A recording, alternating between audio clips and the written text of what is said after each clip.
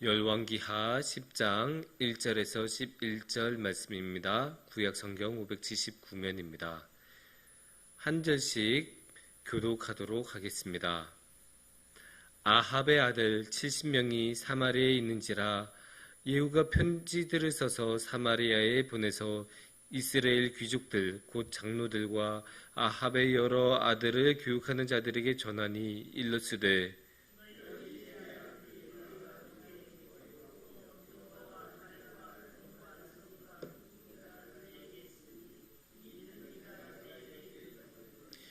너희 주의 아들들 중에서 가장 어지고 정직한 자를 택하여 그의 아버지 왕좌에 두고 너희 주의 집을 위하여 싸우라 하였더라.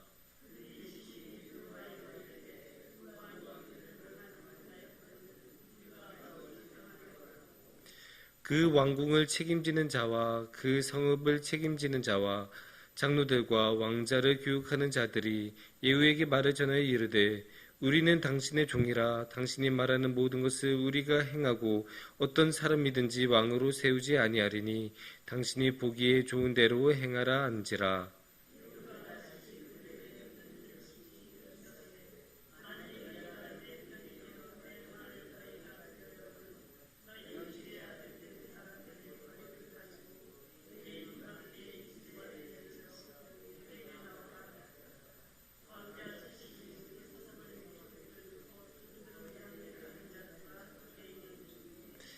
편지가 그들에게 이르매 그들이 왕자 70명을 붙잡아 죽이고 그들의 머리를 광주리에 담아 이스라엘 예후에게로 보내니라.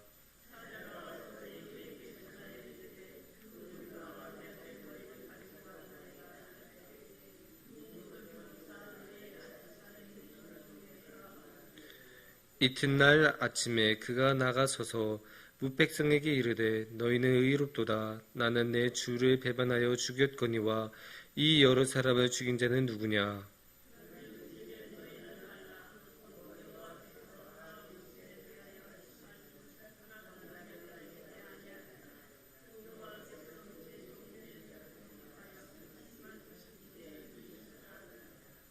다 함께 읽겠습니다.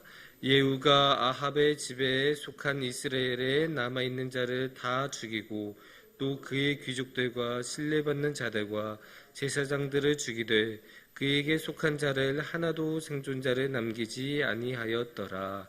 아멘. 우리는 살면서 항상 선택의 기로에 놓입니다. 우리가 흔히 삶은 선택의 연속이라고 하죠. 그래서 이제 어떠한 선택을 지금 이 순간에 내리느냐에 따라서 항상 많은 것이 바뀐다고 합니다. 그래서 이제 밖에서 이제 좀 뭔가 해봐야지 하면 또 선택의 상황에 놓이고 항상 그렇게 선택을 해야 합니다. 그러다 보니까 선택은 항상 중요합니다. 하나의 선택이 또 다른 선택을 불러일으키고 또 다른 길로 인도하기 때문에 어떤 선택이든 잘 내리는 게 중요한데 그 중에서 유독 중요한 선택들이 있습니다. 물론 하나님께서는 우리를 항상 좋은 곳으로 이끌어 주시고 하나님은 이미 선택을 내리셔서 우리를 구원하시기로 결정하셨기 때문에 하나님께서는 더 이상 선택을 하실 필요가 없으신 셈이에요. 하지만 우리는 이제 선택을 해서 최선을 다해서 하나님을 따라가야 되지 않겠습니까? 그래서 살면서 항상 좋은 선택, 올바른 선택을 해야 하는데 그런 올바른 선택을 내린 게 참 쉽지 않죠. 우리가 항상 마음만큼은 하나님을 따르고 싶어하고 하나님의 뜻대로 살고 싶어 하지만 그 마음만큼 되지 않은 경우가 참 많습니다. 그래서 우리가 선택을 어떻게 내려야 되는가 항상 고민을 해야 되고 그 선택을 어떤 기준에 따른 게 좋을까 항상 고심을 해야 하는 부분이 있습니다. 그래서 오늘의 말씀을 통해서 한번 이 선택에 대해서 생각을 해봤으면 좋겠습니다. 오늘의 말씀의 배경은 죄송합니다. 예후의 이야기입니다. 예후의 이야기가 이제 며칠간 쭉 계속이 되는데 쉽게 말해서 예후가 쿠데타를 일으킨 거죠. 그 역성혁명이라고도 할 수 있고 그래서 이제 아합 왕가를 이제 몰락시키고 자신이 이제 왕위에 오르는 그런 과정인데 그런데 이거는 하나님의 선택으로 이루어진 것이라고 성경에서는 계속 말씀을 하고 있죠. 그 배경에서 이제 이미 선대 왕들은 다 저 세상으로 보냈고, 특히 요람 왕을 이제 숙청했고, 이제 나머지 잔존해 있는 세력들이 있죠. 특히 누가 있다고 하죠? 아합의 아들들 70명.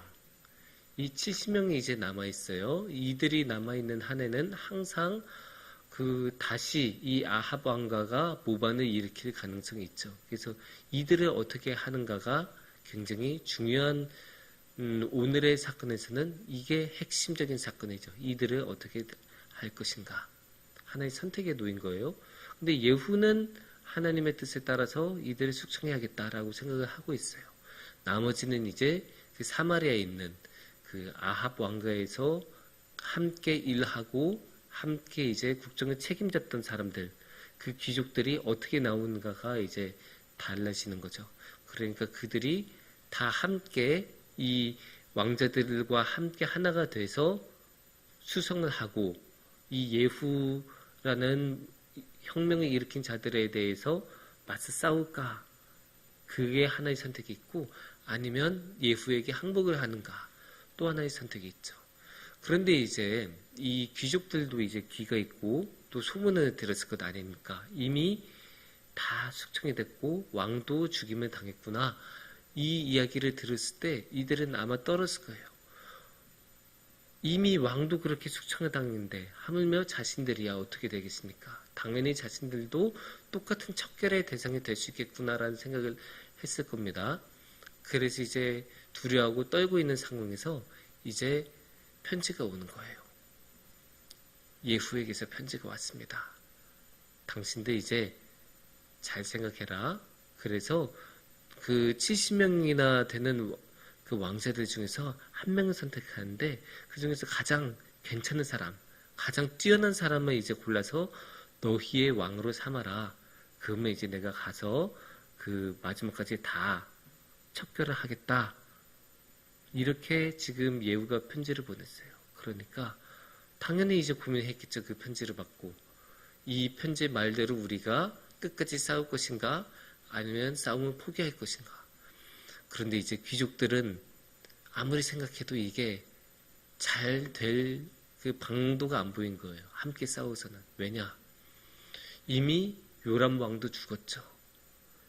오늘의 말씀에서는 이미 왕이 2명이나 죽었다고 해요. 그리고 누구도 죽었어요? 왕후인 이세벨도 죽었죠.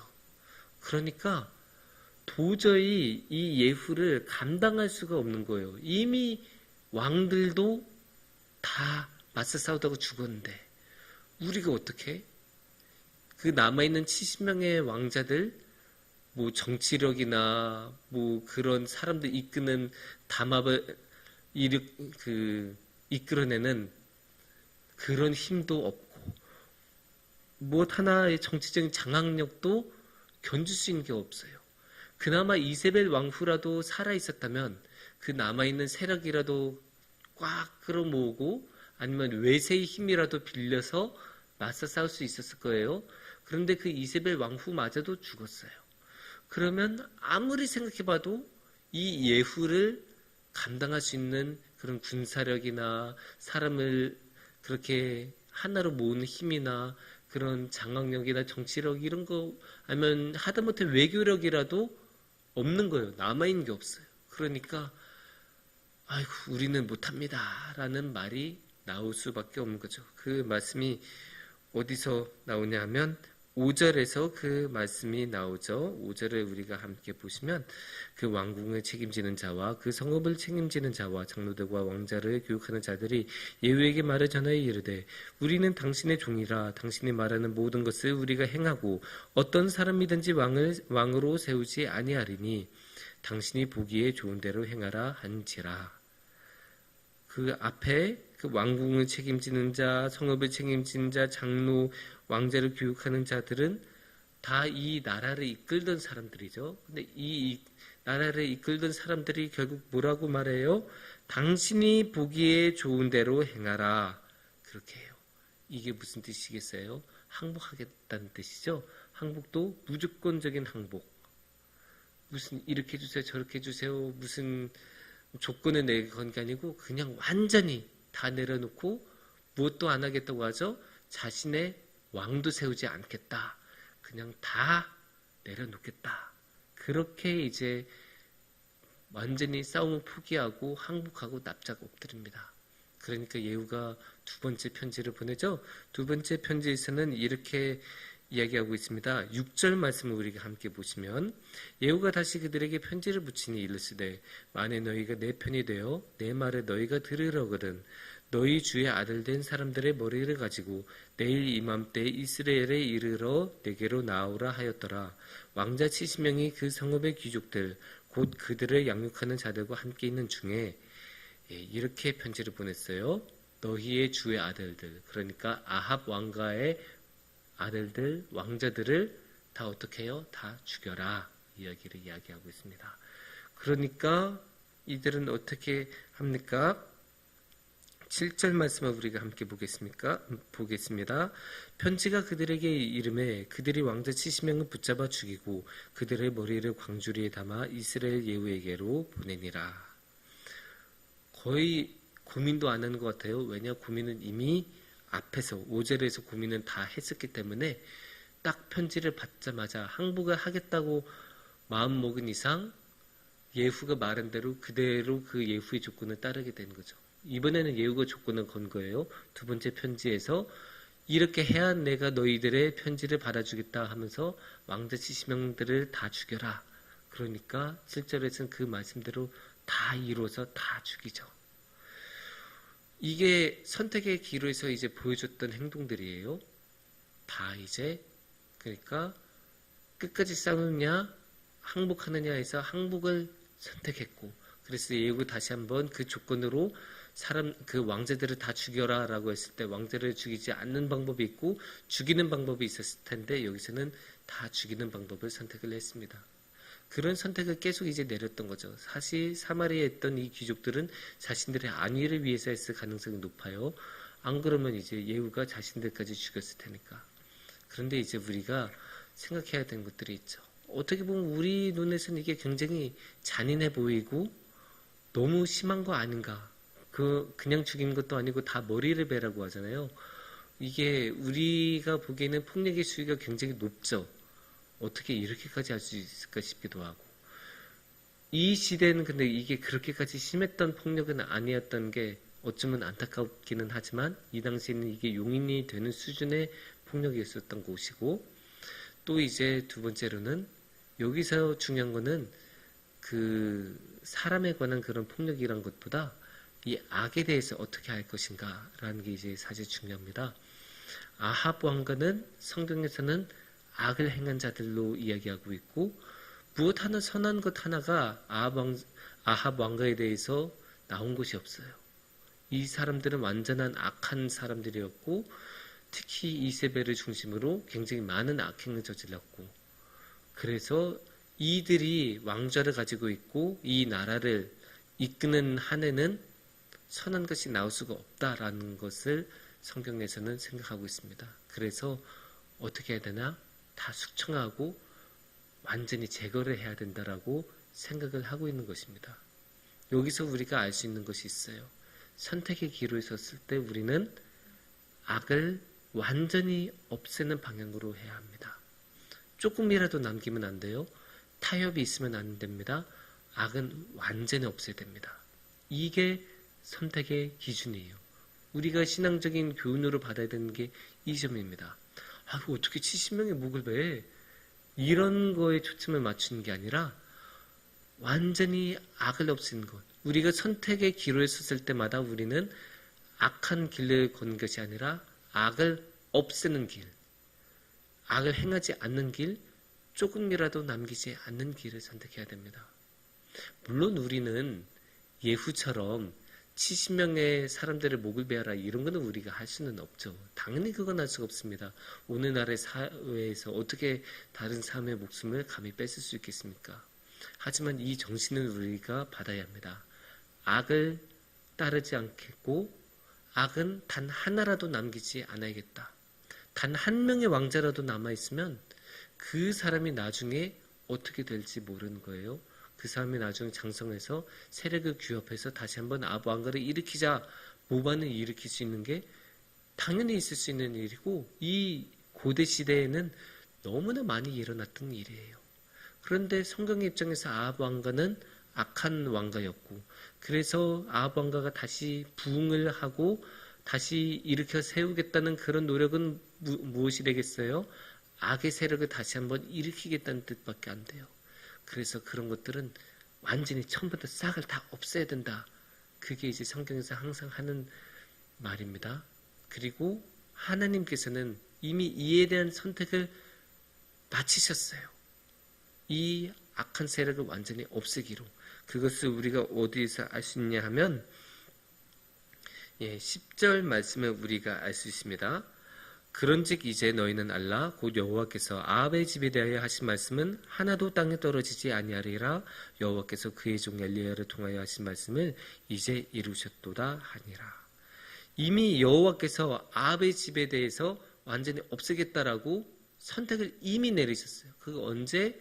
엘리야 때 이미 하나님께서는 선택을 내리셨고 이제 나머지는 뭐예요? 사람들이 그 선택을 따르면서 그 선택을 끝까지 수행해낸 것, 그게 이제 중요한 거였죠.